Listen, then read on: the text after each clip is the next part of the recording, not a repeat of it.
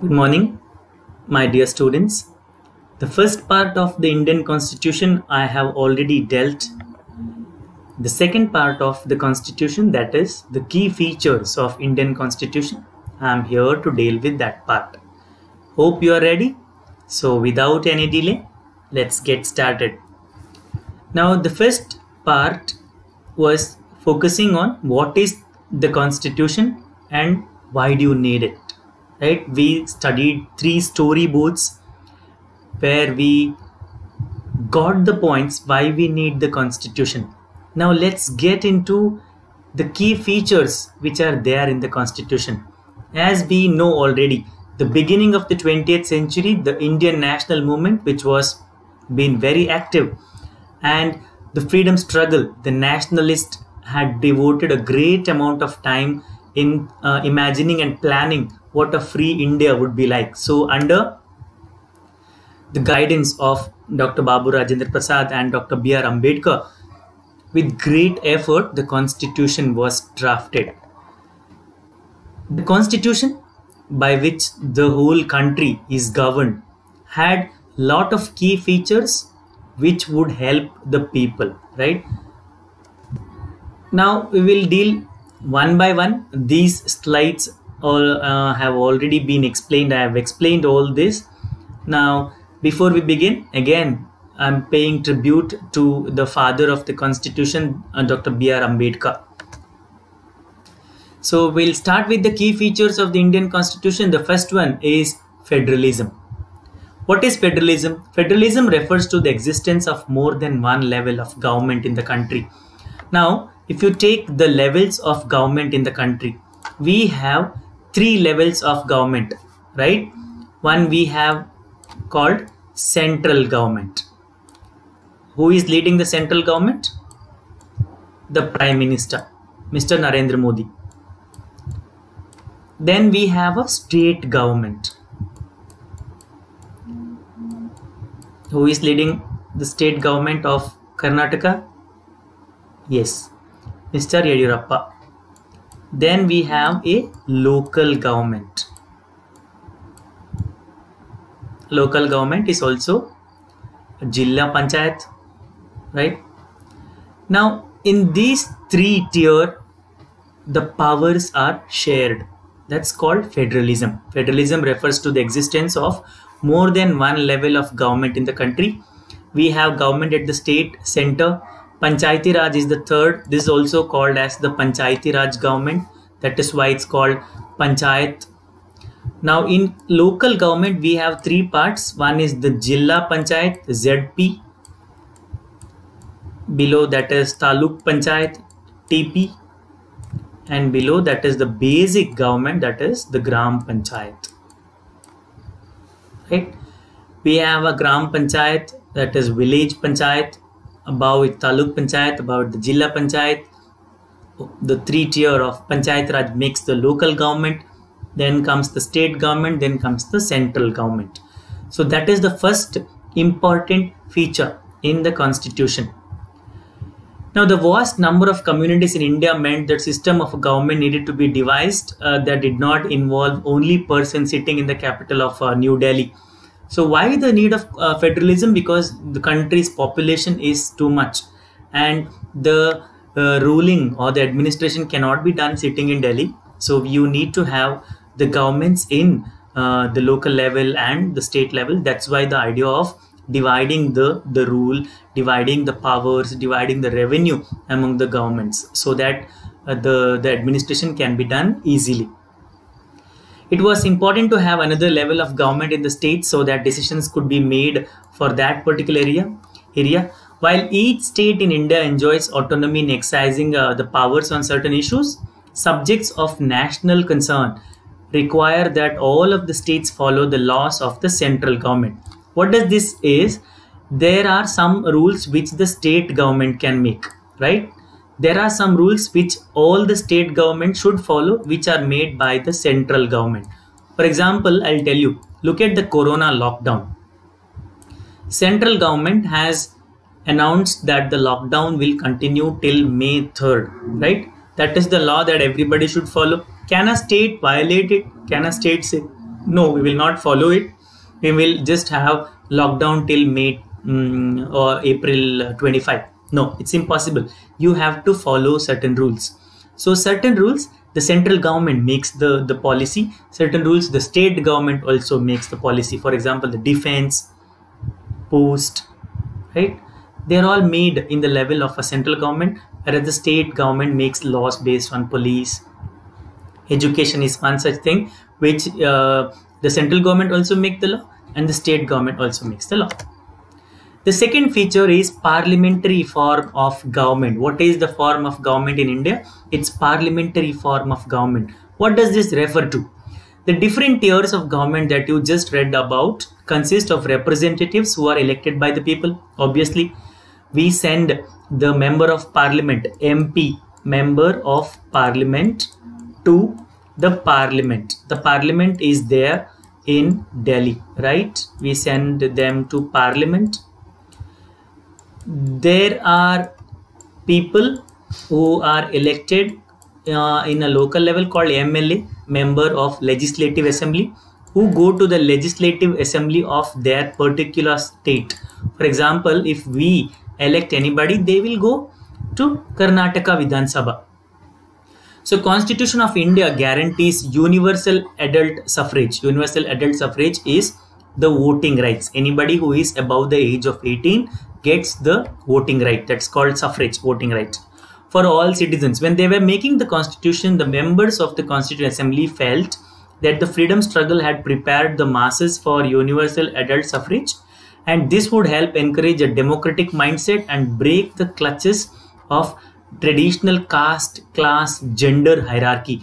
Now, previously, where the caste majority had the power, or the gender, like the men had all the power, the class, yeah, the rich class had the power. It is unlike now, right? We are democratic in structure. Everybody are equal before law. Everybody has the right to vote. You can select your own representative.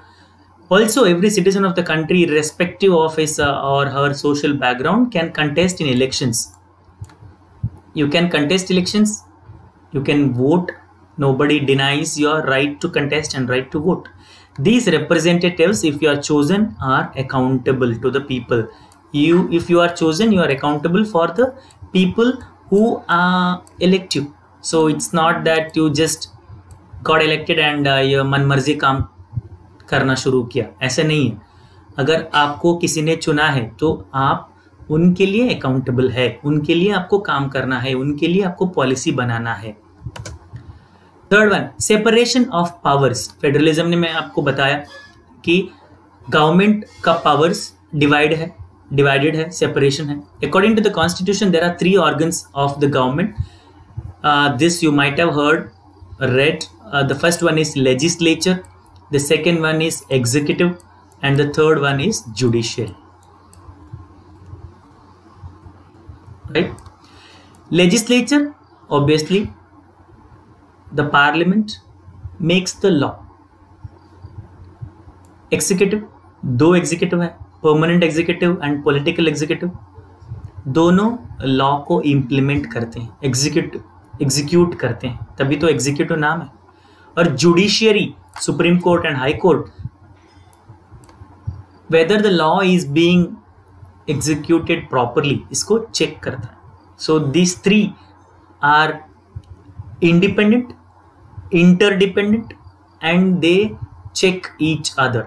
तो तीनों के पास खूब power है and तीनों check करते हैं. Now these are the legislature, the executive, judiciary. The legislature refers to our elected representatives. Parliament में है, विधानसभा में है. The executive is a smaller group of people who are responsible for implementing laws and running the government.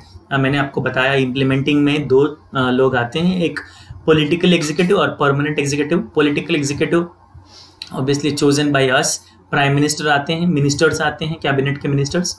और permanent executive है जो हमारे civil servants है, जो IAS ऑफिसर है, IPS ऑफिसर है, वो. The judiciary which you will be reading in unit 3 of system of courts in the country. हमारे कंट्री में 3 टियर के कोर्ट स्ट्रक्चर है. पहले एक सुप्रीम कोर्ट है जहां वो दिल्ली में है, हाई कोर्ट है, and a local court है. In order to prevent the misuse of power by any one branch of government, the Constitution says that each of these organs should exercise different powers. मैंने बताया उनके अलग अलग power है. Through this, each organ acts as a check on the other organ of the government. This ensures of balance of power. क्यों ऐसा है? Constitution में ऐसा क्यों लिखा है? Because each can check each other, thus resulting in balance of power.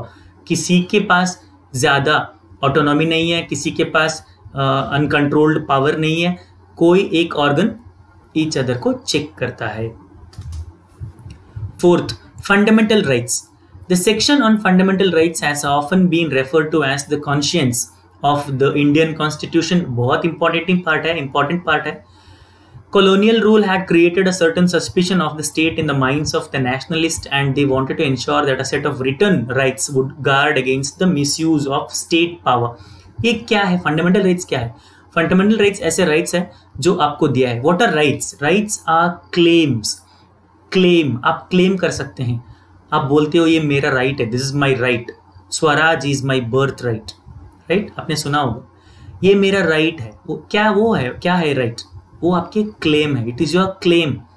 किसके ऊपर आपका क्लेम है? It's your claim on an individual, may be on an society, और may be by the government. Right, the claim ये sanctioned by the government है and it is regulated by law. तो unlimited तो नहीं है ये, everything is sanctioned by the law. तो fundamental rights therefore protect citizens against the arbitrary and absolute exercise of power by the state. Arbitrary और absolute, अगर government उनके मनमर्जी कुछ करता है आपके ऊपर तो आप उसको डिनाई कर सकते हो. So that is why the fundamental rights are given to you, so that you can ask for your fundamental rights. The government can not overrule these rights. The Constitution thus guarantees the rights of individuals against the state as well as against other individuals. Fundamental rights के बारे में आपने तो पढ़ा ही होगा, नहीं तो सुना ही होगा. We have 6 fundamental rights written in the constitution. उसके बारे में हम आगे पढ़ेंगे. Key features of Indian constitution. Moreover, the various minority communities also expressed the need for the constitution to include rights that would protect their groups. 2 part है, एक minority एक majority. ये क्या है? मेजॉरिटी क्या है? मेजॉरिटी है पॉपुलेशन. कौन से कास्ट वाले ज्यादा है? मेजॉरिटी है. और कौन से कास्ट वाले कम है? You know already that India is a diverse country. Still we maintain unity in diversity. Majority of the people are from a single caste. जो वो नंबर नहीं पाते हैं वो एक माइनॉरिटी कास्ट में आते हैं. The constitution therefore also guarantees the rights of minorities against the majority. As Dr. Ambedkar has said about these fundamental rights, their object is twofold. The first objective is that every citizen must be in a position to claim those rights. Secondly, those rights must be binding upon every authority that has got the power to make laws. एक तो आपको मिलना चाहिए rights, दूसरा वो binding भी होना है गवर्नमेंट के प्रति. Now, these are the fundamental rights of the Indian Constitution. I will not explain in this video, guys. I will take another video to explain these in detail. So I'll just mention right to equality, right to freedom, right against exploitation, right to freedom of religion, cultural and educational rights, and right to constitutional remedies. ये 6 है fundamental rights which are given to you, which are written in the Indian constitution. कोई भी right violate होता है तो you can just approach, मैंने बताया आपको, organ of the government, judiciary, supreme court या हाई कोर्ट को आप अप्रोच कर सकते हैं. These 4 are the key features of the Indian constitution, guys. इसके बारे में और एक बार आप पढ़ो, please refer to the textbook. And इसके बाद the next video which will be the fundamental rights. 6 fundamental rights के बारे में हम पढ़ेंगे नेक्स्ट वीडियो में. तब तक, till then, stay safe, guys, stay inside, and thank you for watching this video.